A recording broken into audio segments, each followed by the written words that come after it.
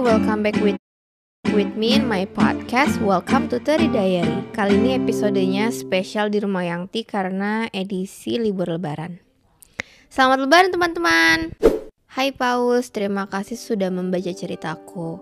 Aku adalah gadis biasa yang terbiasa hidup sendirian. Sejak kecil aku tinggal dan dibesarkan oleh nenek dan pamanku sampai nenek meninggal. Bisa dibilang aku anak broken home. Orang tua kandungku bercerai sejak aku masih balita dan sekarang keduanya sudah menikah lagi dan memiliki keluarga baru. Singkat cerita, ayah kandungku tak pernah mencariku atau menafkahiku sejak bercerai dengan ibuku. Ayah tiriku mengusirku dari rumah tempat di mana ada ibuku di sana. Kehidupan keluargaku berantakan sekali bukan? Karena background keluarga yang berantakan aku punya trust issue. Aku sulit percaya pada laki-laki. Aku cuek dengan kebanyakan cowok dan aku terbiasa hidup mandiri tanpa mengandalkan laki-laki. Kadang rasanya capek. Sejak diusir dari rumah 2017 silam, aku hidup di kamar kos sendirian.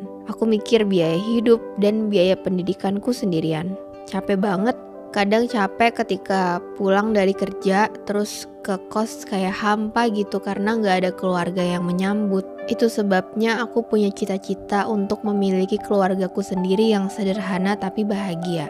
Itu adalah cita-citaku dari kecil, memiliki keluarga untuk pulang. Oke, masuk ke cerita inti. Jadi aku yang sulit percaya sama cowok ini baru 2 kali pacaran. Pertama, waktu aku masih SMA, pacaran setahun dan putus karena si cowok yang mutusin. Alasannya sederhana karena aku punya strict parent. Jadi dulu sebelum aku diusir dari rumah oleh ayah tiriku, aku sempat tinggal bersama ibu selama 6 tahun setelah nenekku yang merawatku telah meninggal waktu aku kelas 6 SD. Pacaran yang kedua yaitu dengan cowokku yang sekarang. Dia baik, dia menerimaku apa adanya.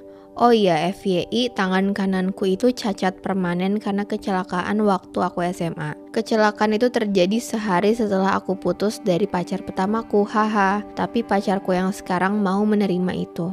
Tangan kananku dislokasi siku dan gak bisa balik seperti semula. Dan meski tahu semua kekuranganku, pacarku menerimaku apa adanya.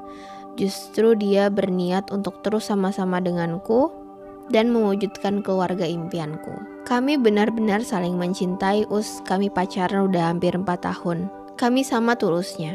Orang tuanya bahkan sangat menyayangiku. Walau kita LDR jauh banget, aku di Jawa Timur, dia di Sulawesi Utara. Belakangan ini ada kabar baik. Beberapa waktu yang lalu dia dan 4 anggota keluarganya datang ke rumah untuk melamar. Tentu bukan ke rumahku tapi ke rumah pamanku yang merawatku sejak kecil. Pamanku menggantikan sosok ayah untukku. Pamanku menjawab lamaran itu dengan bingung sesekali menatapku. Pamanku bilang jawabannya diserahkan kepadaku. Tapi masalahnya adalah kami beda agama.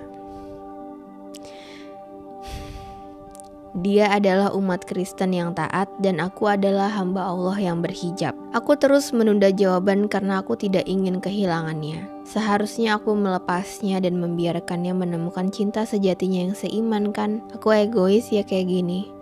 Aku gak mau kehilangan dia, tapi aku juga gak mau merebutnya dari Tuhannya. Aku gak tahu sampai kapan hubungan ini bertahan, tapi rasanya kami hanya menunda perpisahan. Karena kami gak pernah benar-benar siap untuk kehilangan. Terutama aku. Kalau bukan dia, siapa? Siapa yang akan mencintaiku setulus dia? Siapa yang memahamiku seperti dia? Aku gak bisa, Paus.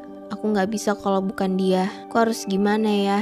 Papanya sedang sakit keras, jadi mereka berharap pernikahan segera dilakukan. Sementara aku masih terus mengulur waktu karena aku gak bisa mengikuti keyakinannya, begitupun aku gak bisa merebut dia dari Tuhannya. Bilang aku harus gimana? Sekali lagi, makasih telah membaca ini. Semoga dia dengerin podcast ini. Aku sangat bersyukur memilikinya. Dia adalah rumah ternyaman yang pernah kutemui dalam hidupku. Sedih, aku paling gak bisa nih kalau soal beda agama gini. Karena aku tahu rasanya. Berat lagi. Aku juga bingung kalau pertanyaannya apa yang harus kamu lakukan. Tapi kalau aku jadi kamu, kalau aku ada di posisi kamu, aku akan kayak gimana? Mungkin aku bisa mencoba untuk jawab. Karena perihal beda agama nggak pernah jadi hal yang sederhana. Dulu mungkin sebelum pernah relate, aku bisa bayanginnya mudah. Aku masih bisa bilang, ya udah tahu beda agama ya udah, jangan. Tapi kan ternyata nggak sesimpel itu ya. Makanya aku jadi bingung nih jawabnya.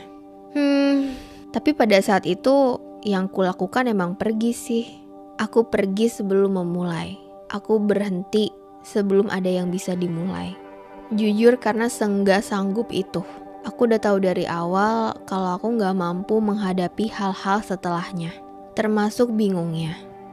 Iya, kita merasa gak tahu harus ngapain, tapi di dalam lubuk hati kita yang paling dalam, kita sebenarnya tahu harus apa. Cuma karena saking sayangnya kita sama dia, kita jadi pura-pura gak tahu. Yang kita lakukan hanya menikmati momen sekarang dan menunda perpisahan. Makanya aku gak berani mencoba karena aku takut banget berhadapan dengan fase-fase itu. Fase menunggu waktu yang tepat untuk bisa mengakhiri cerita yang dari awal kita udah tahu isi dan endingnya akan kayak apa. Wah, bayanginnya aja bener-bener gak sanggup. Makanya menurut aku cerita beda agama kayak gini tuh beda-beda di masing-masing kita. Ada yang kayak salah satu temanku, dia jalan 2 tahun sama pasangannya yang beda agama. Terus setiap kali ditanya kayak gimana sama cowok lo yang beda agama, jawabannya masih selalu sama, gak tahu. Itu tuh aku bisa ngerasain jawaban gak taunya emang se-gak tahu itu. Paham kan? Gak tahu. Bayangin ditanya ceritanya gimana kelanjutannya tuh kita cuma bisa jawab nggak tahu. Terus lagi kemarin di story Rintik Seduh aku kan nanya gimana dia udah jadi minal aidin belum. Terus ada salah satu teri yang jawab dia Natalan Kayak sedih banget. Jadi menurut aku kembali lagi di kamu. Apa yang kamu rasa benar ya pilih. Karena jujur kalau udah kayak gini emang gak ada pilihan yang enak sih. Pisah sakit, gak pisah juga gak bisa juga. Dan waktu itu pun aku yang masih awal-awal aja juga sedih. Gak kebayang kalau yang sampai 2 tahun kayak gini. Karena bisa ngerasa ketemu sama seseorang yang kayak aku tapi versi cowok aja. Tapi ya gitu, aku milih untuk tidak dari awal. Jadi sampai sekarang ya cukup berteman. Dan udah gak apa-apa banget. Udah gak ada lagi perasaan-perasaan yang menyulitkan. Kembali lagi kepada pemahamanku bahwa kalau untuk kita pasti akan mudah jalannya. Tapi kalau bukan, ya udah. Kita relakan perlahan.